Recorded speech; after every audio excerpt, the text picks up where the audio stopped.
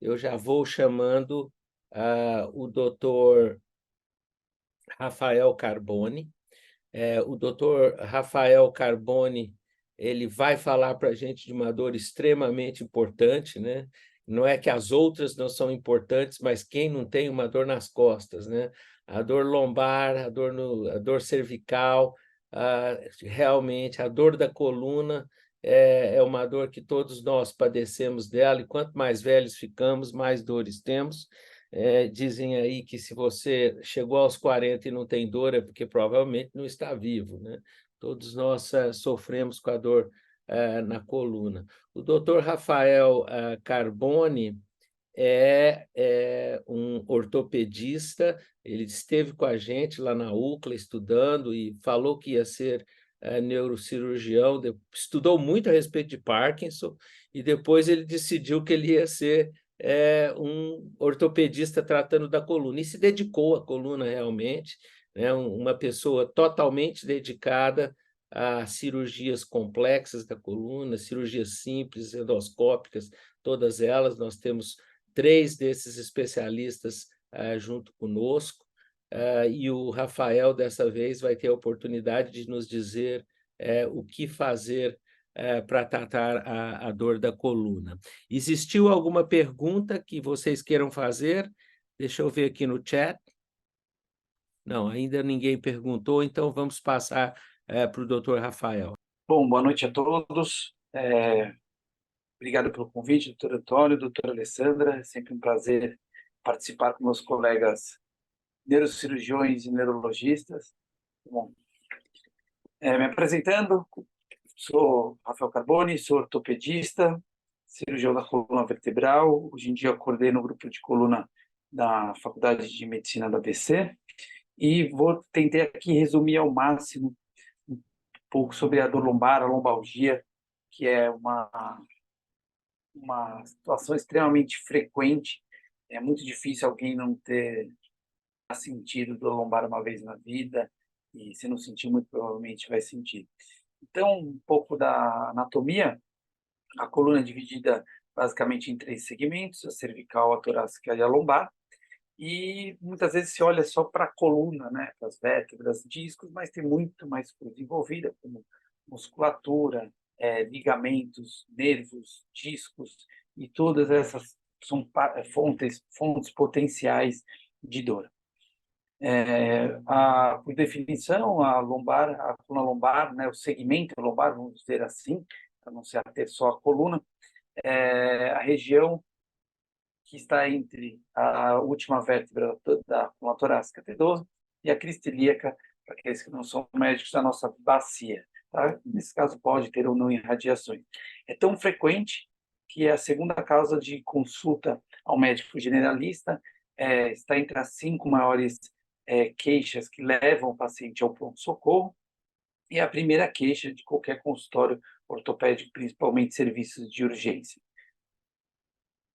A prevalência, então, gira em torno de 73% mundial, ou seja, 73% da população deve experimentar alguma dor lombar ao longo da vida, uma incidência anual de 10% a 15%. É mais comum nas mulheres, isso pode ser explicado pela condição muscular e na faixa etária entre 40 e 69 anos.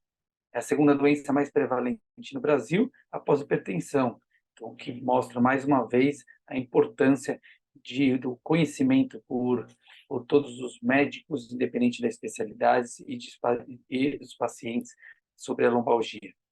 Mas interessante é que quase metade desses pacientes não realizam qualquer tipo de tratamento da lombalgia ou principalmente preventivo, né, que é o que leva acarretando um grande impacto na qualidade de vida, grande impacto laboral, sendo que depois das queixas psiquiátricas, psicológicas, ansiedade, burnout, que é dito muito, hoje em dia já segue em segundo como a principal causa de afastamento, com custos diretos e indiretos bilionários na economia.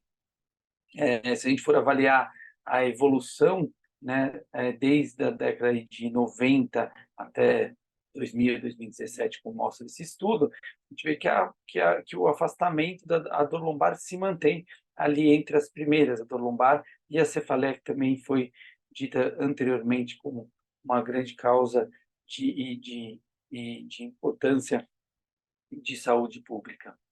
Os fatores de risco é o interessante, né, que quando eu recebo os pacientes na consulta, muitas vezes eu faço um trabalho mais de psicólogo ali, psicoterapeuta, acaba ouvindo que a pessoa relata todos os fatores de risco que são de senso comum, né? Então, que se refere muito aos hábitos, então obesidade, sedentarismo, tabagismo, a ocupação da pessoa, a satisfação com o trabalho e principalmente também, que impacta demais, como já foi dito praticamente em todas as apresentações anteriores, os fatores psicológicos, como ansiedade, depressão e estresse, e esses intimamente relacionados com uma tendência maior à cronicidade.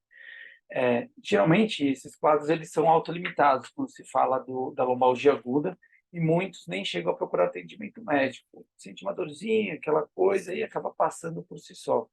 Mas, se não tem uma ação, né, uma identificação dos fatores de risco e eliminação ou adequação desses, cerca de 40% acaba com recorrência e resultando em problemas crônicos e com fases agudas e intermitentes. Então, aquelas idas, aquela dorzinha que vai e passa, ela acaba se tornando cada vez mais intensa e mais frequente.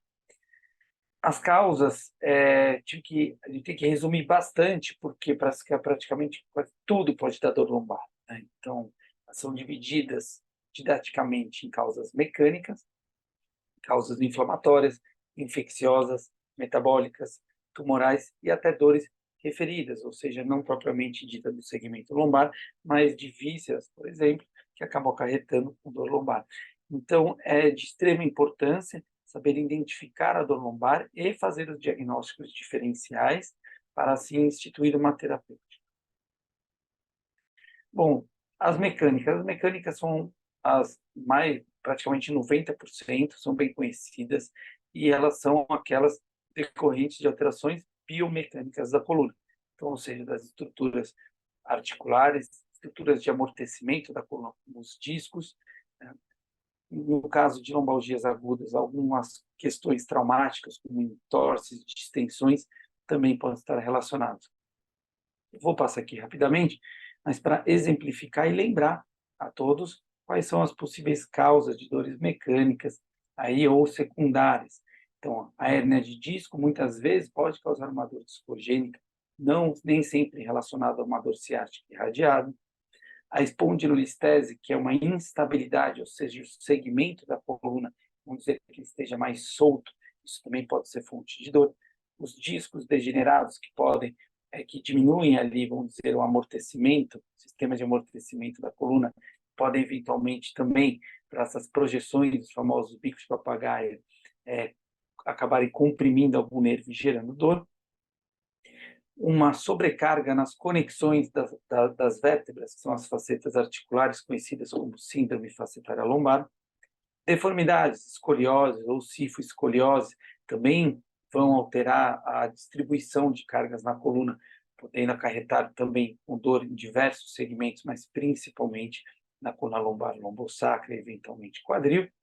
Questões posturais, isso muito evidente nos últimos anos aí de pandemia, nos quais cada um deu um jeito ali de trabalhar em home office, etc.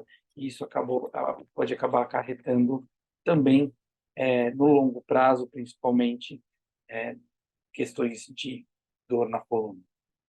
E sobrecargas e contraturas, então, geralmente essas são agudas, um exercício, um mau jeito, um peso que carregou, também são causas.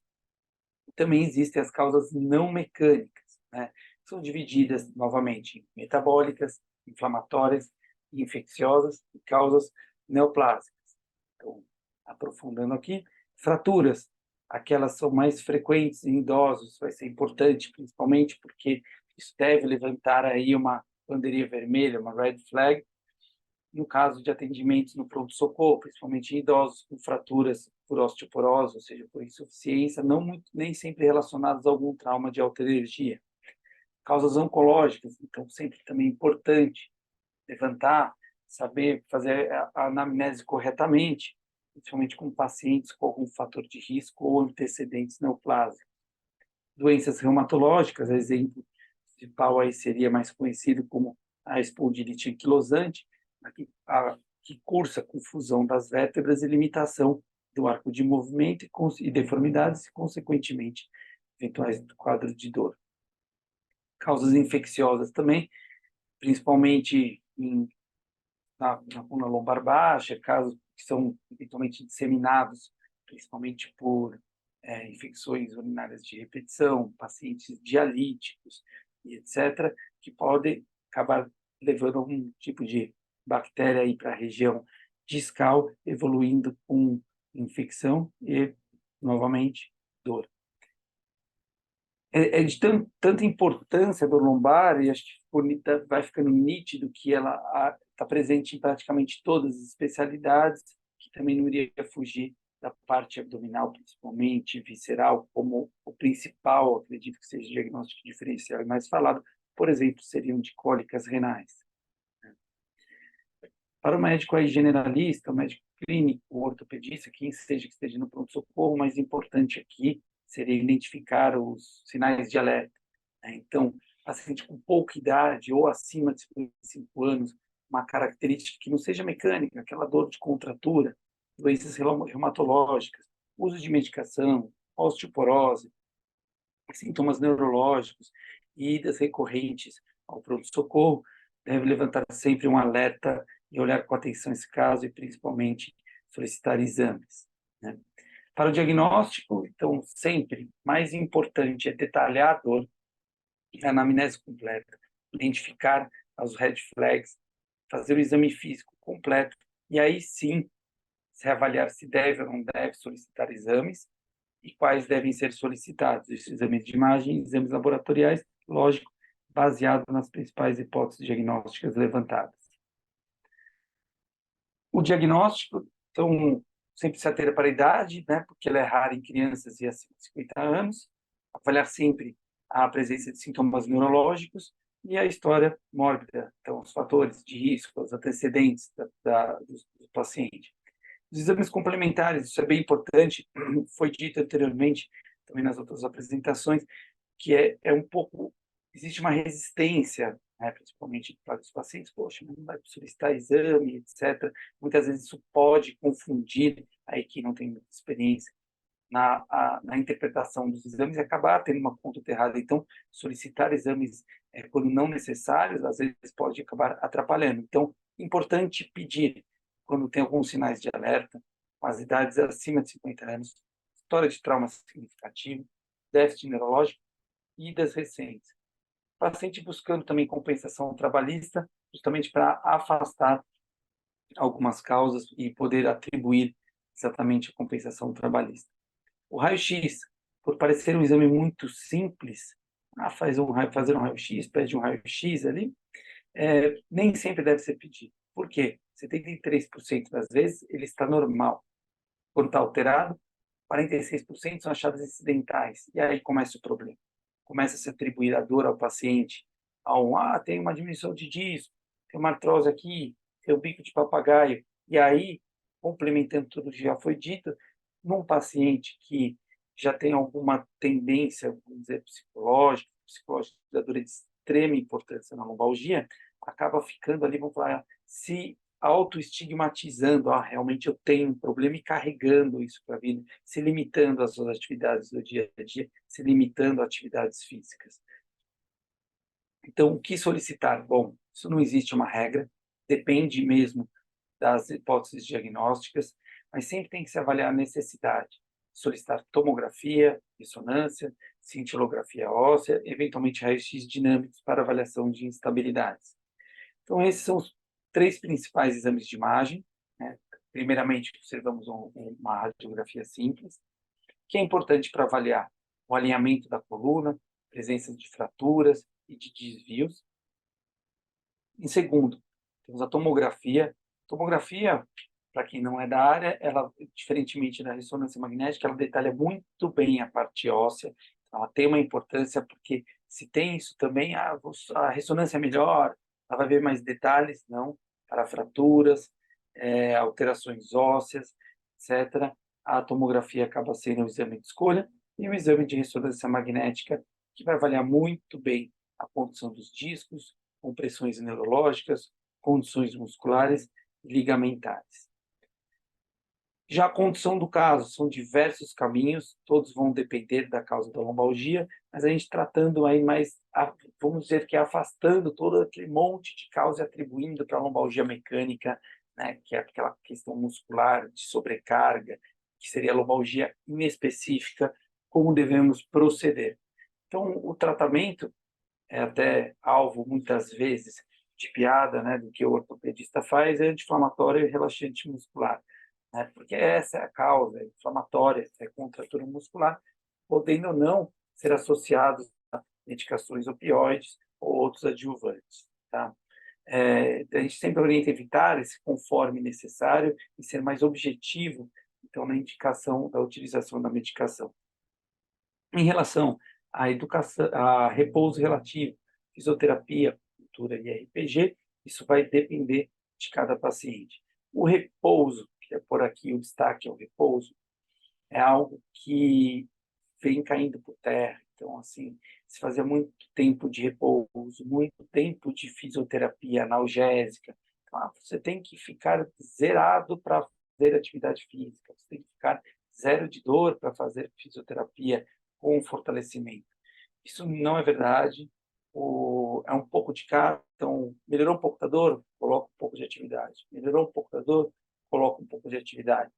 Até a corrida de rua, que durante muitos anos foi dita como um vilão aí para a coluna, hoje, recentemente saiu uma revisão uma revista de alto impacto, na Nature, que avaliou 3 grupos. Avaliou o grupo sedentários, avaliou o grupo que corria em média que eles chamam de trotadores de 20 quilômetros por semana, e avaliou o grupo de corredores que eram 50 quilômetros ou mais por semana, tanto da parte de clínica quanto da parte de imagem com a ressonância magnética. E ficou indiscutível o resultado que o impacto, lógico, que se ressalta aqui para todos os pacientes, o impacto desde condições preparadas de musculatura, ele tem um efeito protetor na degeneração dos discos. Já quando se trata da lombalgia crônica, então vamos lá, na lombalgia aguda, aquela de poucos dias, que costuma ter duração ali entre 3 e 10 dias, anti-inflamatório, uma fisioterapia analgésica, coisas ali que rapidamente devem melhorar. Que é a lombalgia crônica, quando ela começa a se tornar muito recidivante, com intervalos ficando cada vez mais curtos, até que em alguns casos, em alguns momentos, ela se torna constante. O paciente sempre fala, você tem dor? Olha, dor sempre tem, ou eu tenho mais dor ou menos dor. E isso tem todos os impactos, impactos funcionais, impactos sociais, impactos psicológicos, tá?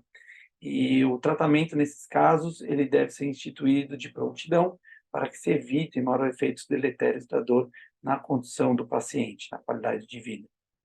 O que temos de recurso hoje?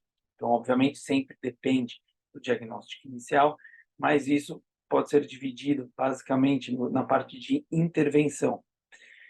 Temos muito utilizado hoje em dia, eventualmente até mais, mas serve principalmente como um teste terapêutico, ou seja, fazer as infiltrações das articulações da coluna. Essas, muitas vezes, para ficar mais claro, imagina uma estrutura de um pilar que é feita de ferro por dentro, que é concreto por fora, concreto a musculatura, o ferro a coluna. Se a proporção não estiver adequada, o ferro vai entrar em sobrecarga, né? Então, entendemos que, eu sempre falo que a pessoa não tem problema na coluna, ela tem um problema nas costas mesmo, né? Sendo bem coloquial, porque é o conjunto das estruturas ali que estão acometidos, o balanço, o equilíbrio entre elas. E muitas vezes acabam tendo acometimento, na maioria das vezes, das articulações. Então, essas articulações podem estar inflamadas, da mesma maneira que um joelho inflamado, um ombro inflamado, isso pode acontecer na coluna. A gente lança a mão de infiltrações com uma composição de anestésicos e anti-inflamatórios esteroidais para certificar que a dor é oriunda daí e tratar. Então, por isso, teste terapêutico. O paciente tem uma janela de melhora que é muito variável entre as pessoas, mas mais importante é nessa janela de melhora, o paciente vai ter a oportunidade de de se exercitar, de fazer uma fisioterapia com qualidade, podendo assim compensar a sua deficiência muscular e com o passar da redução do efeito da medicação, o paciente já está fortalecido, com mobilidade, toda a sua parte biomecânica adequada, ele não sentirá mais dor. Em casos de recorrência da dor, ou seja, feitas as infiltrações, tendo resposta positiva e recorrência à dor, aí sim nós indicamos exemplo de ablações, na figura mostrando uma risotomia lombar. O que consiste? Consiste em fazer uma lesão, provocar uma lesão no nervo, né, no raminho, que é um ramo chamado ramo sinovertebral ou dorsal medial, aquele que é responsável pela mensagem de dor, tá, nociceptiva da coluna vertebral das articulações. Esse nervo se refaz, mas muitas vezes a hora que ele se refaz, já se refaz de uma maneira modulada, já não mais mostrando aquela toda hipersensibilidade da dor. Existem procedimentos mais extremos, né, que são os procedimentos mais invasivos, aí já consiste, quando se tem principalmente evidências de instabilidade de algum segmento, no travamento desses segmentos da coluna, com a utilização de parafusos, etc., os dispositivos, que é conhecido como artrodese lombar, ou seja, colagem de uma vértebra na outra. Mais moderno que temos hoje, ainda pouco difícil de ter uma indicação precisa, mas muito, muito promissor, como neste exemplo aqui, existe o travamento da coluna, ou seja, não mexe mais aquele segmento doloroso, então o princípio é, por não mexer mais, não vai doer mais. Porém, isso acarreta uma sobrecarga de segmentos que ainda mantém movimento. Seria da mesma maneira que travar uma corrente, travar alguns elos e manter o movimento dessa corrente, os elos que não estão travados vão agir para compensar aqueles que estão. E a solução seria, né, uma artroplastia, ou seja, a retirada de um disco doente, né, e a colocação de um dispositivo, de um implante, aquele qual manterá parcialmente ou totalmente a movimentação do segmento operado. Bom, o mais importante aqui, se fosse para falar sobre lombalgia, a gente ficaria meses, né, não seria nem horas falando, mas é mais a ter aí quem tem o primeiro contato. Eu acho que o primeiro contato, hoje em dia eu passo muito tempo das minhas consultas desmistificando tudo aquilo que já foi dito para o paciente. Eu vejo que esse paciente chega, por exemplo, com um impacto psicológico muito grande. Então, eu tenho que, como eu disse, psicoterapia, eu tenho que desmontar tudo aquilo e montar de uma maneira adequada para esse paciente entrar num processo de reabilitação a despeito de qualquer tipo de medicação, intervenção que a gente venha utilizar. Então, para o médico generalista, até para o próprio paciente, o primeiro ponto é identificar o quadro clínico, fazer os diagnósticos diferenciais e determinar os sinais de alerta. Com isso, solicitar os exames complementares com critério, né? Então, não é tratar exame, não é tratar laudo, porque a gente pega um laudo de ressonância bem escrito, aquela coisa, um monte de palavras, e o paciente coloca no Google e aquilo vai mexendo com o psicológico, e a gente sabe que é um exame de alta sensibilidade e baixa especificidade, ou seja, a maior parte das coisas que estão lá, elas são meramente degenerativas e não têm uma relação direta com a dor. Então, solicitar os exames e principalmente interpretar com critérios é de extrema importância. Assim, fechando o diagnóstico preciso e conduta, sempre, sempre, sempre colocando no paciente a educação da prevenção, que são hábitos saudáveis. Atividade física, não existe aquela, é o recado final, aquela atividade física adequada, aquela que tem que ser aquela, igual diziam antes, tem que nadar, fazer pilates. Não, a principal coisa, como eu lido, é o seguinte: primeiro eu ouço aquelas que atraem o paciente ou aquela que eventualmente eles menos desgosta, né, das atividades físicas, e dentro daquilo que atrai o paciente, trabalho muito, acho que deve se trabalhar muito na construção do hábito, então, ou seja, começar com uma rotina leve, né, sem objetivos, eu vou malhar 5 vezes por semana, não, começa 2, 3 vezes, a hora que engatar, o que eu acho importante é o seguinte, nós não precisamos ter um ganho muscular rápido, né? A gente precisa primeiro tratar a fonte de todos os problemas, que é a rotina, que vai demorar ali um mês, 2 meses para acertar a rotina, e ainda na persistência dessa rotina ainda vão mais alguns meses, 4, 6 meses, até isso se tornar um hábito. Depois de se tornar um hábito, se quiser trocar de atividade física, inserir mais dias, aí fica a critério de cada um. Tá bom, esse é o recado, fico totalmente à disposição. Obrigado mais uma vez pelo convite, e é isso. Muito obrigado, Rafael. Linda a sua apresentação e deixou bem claro a complexidade da dor da coluna. Não é uma coisa que você deve tomar assim levemente, e sempre ir a um bom especialista, uma pessoa que é bem criteriosa para julgar todos esses exames e julgar as queixas e realmente seguir conselho de um bom profissional que é dedicado a esse tipo de dor.